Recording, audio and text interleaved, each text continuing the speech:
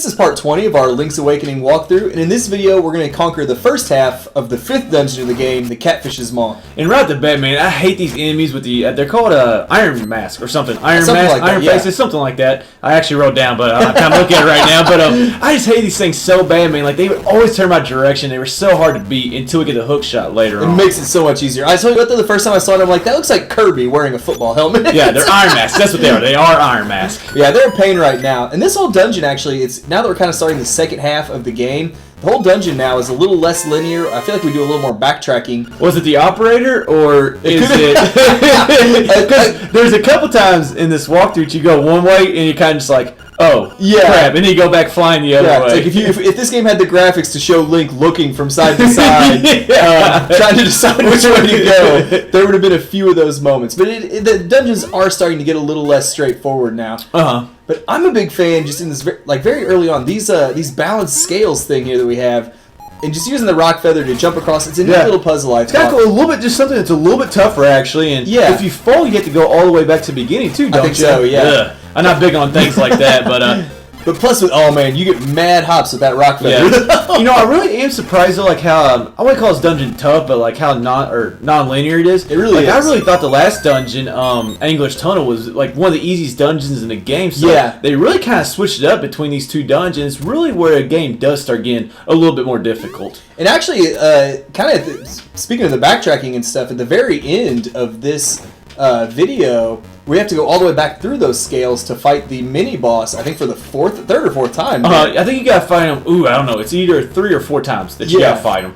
But that'll be one of the first instances where we really go back to an area we've been to. And I just want to get out of this room and killing those guys like we mentioned. Yeah, they are tough. Like I said, a lot easier when we get the Hookshot later on, but just...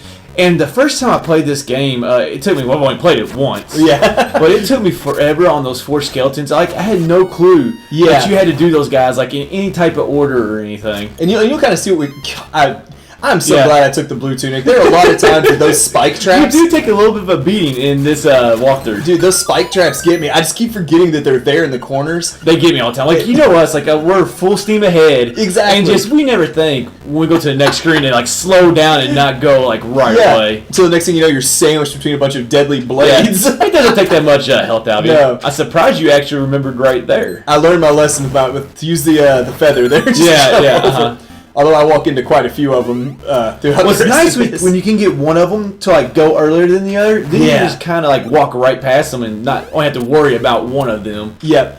Now, you'll see they have like the floating bomb here. If you don't have that bomb bag upgrade, and you may only be walking around with a couple of bombs like I was for the first half of the game. Was it like 10? The first bomb back up? Yeah. I think it's 10. And I don't think I ever had 10 bombs. How many have, like 60 now or something? Now we have 60. Jeez. But you need the bombs to fight the mini boss in this dungeon. Oh, yeah, and you need at least 7 or 8 quite bombs. a bit, yeah. Yeah. And well, I mean, you only need like 3 for each one. 2 or 3 for each one. But, yeah, I mean... When you fight it 4 times. I don't know how many bombs are in this dungeon like that you can go find. Yeah.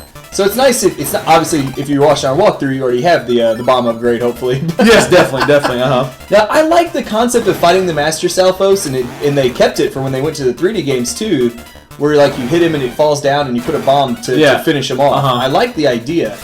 Unfortunately, we have to fight this guy a few more times. Yeah. And I actually didn't know till like watching our walkthrough today video, preparing that.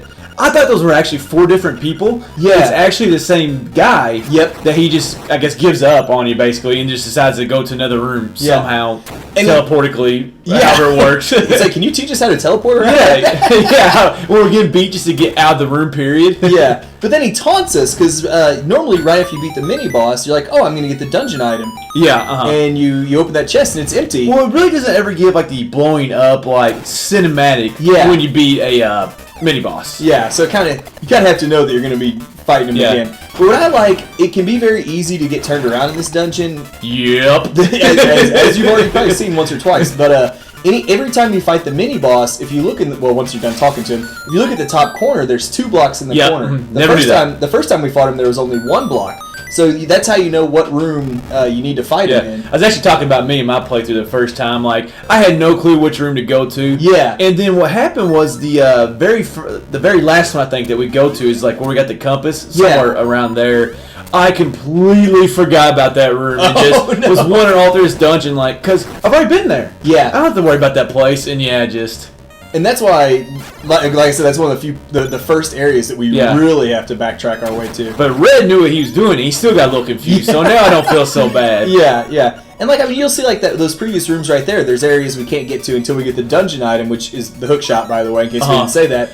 And we needed to get some, and most of that stuff only has rupees, so it's not that big of a deal. Now, depending on when you play this game, when it came out or not, like this was, I played this game a lot later. Yeah. But as soon as I walked into this dungeon, it was one of those dungeons where you knew you were going to get the Hookshot. Oh, yeah. Like, you see like 2 or 3 things, like you're like, oh, okay, definitely getting the Hookshot in this dungeon. Well, I think in that very second room you go into, like right past the main entrance, there's like, you can't get to it yet, but there's a long gap for the treasure chest, which I may or may not forget to go get later. I was wondering, do you know what's in there? I think it's just more rupees. Oh, more rupees, because you did forget it. Well, you already had, like, at the end of this dungeon, we will have 999 rupees, so you kind of skipped it. Yeah, and this dungeon actually has a lot of rupee treasure chests in it. I know that's something we've complained about a little bit in the 3D games, but in this game, if you haven't got 980 rupees yet already to buy the bow, it's a great dungeon to load up on rupees. And if you've already bought the bow, we actually have to spend 200 or 300 more later to get the third ocarina song. Yeah. So I'm kind of in a weird spot here where I'm going to get to 999 rupees too soon.